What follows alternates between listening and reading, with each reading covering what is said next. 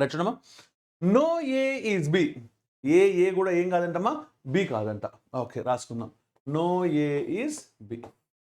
ఏకి బికి నో సంబంధం, alias no relation. Good. All Bs are Cs. మా బీస్ అన్ని ఏమవుతాయమ్మా, సీస్ అవుతాయంట. Okay good. Some Cs are Ds. మా సీల్లో కొన్ని ఏమవుతాయమ్మా, డీల్ అవుతాయి. ఓకే, సికి డీకి ఒక రిలేషన్ ఉంది. Okay good. Okay good. So ఇప్పుడు మనం కంక్లూజన్స్ చూద్దాం. మా కంక్లూజన్స్ చూడండి, మీరు ఇక్కడ కంక్లూజన్స్ కనబడుతున్నాయి ఒక పేరు. ఓకే, ఇక్కడ కంక్లూజన్స్ కనబడుతుంది చూడండి ఒక పేరు. ఓకే, ఇక్కడ కంక్లూజన్స్ కనబడుతుంది చూడండి ఒక పేరు. ఇక్కడ కంక్లూజన్స్ కనబడుతుంది చూడండి ఇంకో పేరు. దీన్ని కొంచెం నేను జూమ్ అవుట్ చేస్తా. ఓకే, రెండు కంక్లూజన్ కనబడట్లేదు మీకు. ఓకే, ఇది ఇంకో పేరు. ఓకేనా? సో అంటే ఇక్కడ మీకు 4 సెట్లు ఎందుకు ఇచ్చానో తెలుసా? 4 సెట్లో ఏ సెట్కైనా ఈ 5 ఆప్షన్స్లో ఏదో ఒకటి నువ్వు చూస్ చేసుకోవాలా. నువ్వు ఇందాకన్నావు కదా, ఎయిదర్ ఆర్ కన్ఫ్యూజ్ అవుతున్నాను సార్, నెగిటివ్ కన్ఫ్యూజన్ అవుతున్నాను సార్. మరి అవన్నీ చెప్తున్నాను నేను. ఓకేనా?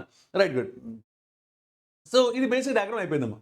కంక్లూజన్ చూడండి, నో ఏ ఈ సి. దీన్ని ఏమంటావమ్మా, డెఫినెట్ నెగిటివ్ అంటాం. ఏమంటావమ్మా, డెఫినెట్ నెగిటివ్.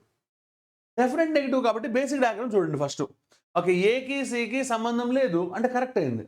ఎప్పుడైనా సరే డెఫినెట్ పాజిటివ్ని కనుక మనం తీసుకుంటే బేసిక్ డయాగ్రామ్లో రైట్ అయితే రైట్, రాంగ్ అయితే రాంగ్. అదే డెఫినెట్ నెగిటివ్ తీసుకున్నప్పుడు బేసిక్ డయాగ్రామ్లో రాంగ్ అయితే ఓకే రాంగే, కానీ రైట్ అయితే నెగేషన్ తీసుకోవాలి. నోకి నెగేషన్ ఏంటంటే సమ్. సార్ సమ్ అని మీరు ఎలా చెప్తున్నారు, ఇది యూనివర్సల్ నెగిటివ్ కాబట్టి పర్టికులర్ పాజిటివ్ చెప్పాలి. ఓకే, అంటే some ace are C's. Some ace are C's. Okay, so ఎప్పుడైతే నెగేషన్ తీసుకున్నానో నెక్స్ట్ నేను చూడాలి తెలుసా, దీన్ని ఒక పాసిబిలిటీ లాగా వెరిఫై చేయాలి. అంటే ఏలు సీలు అవ్వడానికి పాసిబిలిటీ ఉందా, ఒకసారి జాగ్రత్త అబ్జర్వ్ చేయండి. మన బీకి ఏకి రిలేషన్ లేదు అంటే సి ఇలా ఉండొచ్చేమో చూడండి. మన రూల్ ఏంటి, ఓకే ఈ బీలన్నీ సిలో ఉండాలి, సికి డీకి రిలేషన్ ఉండాలి, అదేగా. అలా ఉండేలా సి ఇలా ఉండొచ్చా ఉండకూడదా, ఉండొచ్చు, అవునా.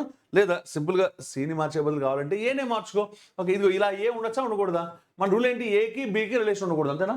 నువ్వు ఇప్పుడు సికి రిలేషన్ ఉండొచ్చా అని అడుగుతున్నావు, ఉండొచ్చు. ఏకి సికి రిలేషన్ ఉండొచ్చు. నువ్వు ఇక్కడ ఏమంటున్నావు, నో అంటున్నావు, అంటే నెగేషన్కి పాసిబిలిటీ ఉంది.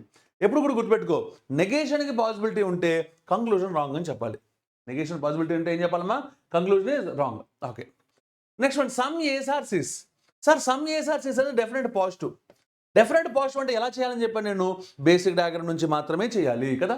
బేసిక్ డయాగ్రామ్లో ఇగో ఈ రెడ్డిది బేసిక్ కాదుగా. ఓకే, రెడ్ అరేంజ్ చేసేద్దాం, నాకు ఎందుకు అది అవసరం లేదు. ఓకే, ఇది కదా బేసిక్ డయాగ్రామ్. బేసిక్ డయాగ్రామ్లో కొన్ని ఏలు సీల్ అవుతున్నాయా, అవ్వట్లేదు అంటే రాంగ్. రెండు రాంగ్ అయినప్పుడు చాలా మంది చేసేది ఏంటంటే తెలుసా, నన్ ఫాలోస్ అనో నైదర్ నారనో పెట్టేస్తారు, ఫోర్త్ ఆప్షన్. అలా పెట్టకూడదు. ఓకే, నన్ ఫాలోస్ అంటే రెండు రాంగ్ అయినప్పుడు ఎయిదర్ ఆర్ గురించి ఆలోచించాలి. ఎయిదర్ ఆర్కి వెళ్ళాలి అంటే గుర్తుపెట్టుకోండి, ముందు రెండు ఫెయిల్ అయ్యాయి కదా. ఓకే, ఆ తర్వాత ఏం చేయాలో తెలుసా, సో ఖచ్చితంగా సబ్జెక్ట్స్ సేమ్ ఉండాలి, ప్రెడికేట్స్ నెగేషన్ ఉండాలి. ఓకేనా, చూడండి నెగేషన్ అంటే ఇది నో ఉంటే ఇది సమ్, నెగేషన్ ఉంది, ప్రెడికేట్స్. సబ్జెక్ట్స్ సేమ్ ఉండాలి, ఏ సి ఎస్ సేమే ఉన్నాయి. ఓకే, మళ్ళీ చెప్తాను చూడండి, రెండు రాంగ్ అయినప్పుడు ఓకే సబ్జెక్ట్స్ సేమ్ ఉండి predicates negation to each other అయినప్పుడు ఎయిదర్ ఆర్ వాడాలి. అంటే ఇప్పుడు either 1 or 2 is follows. Fifth option is answer. అంటే ఈ క్వశ్చన్కి ఆన్సర్ ఏంటంటే ఫిఫ్త్ ఆప్షన్. Okay good.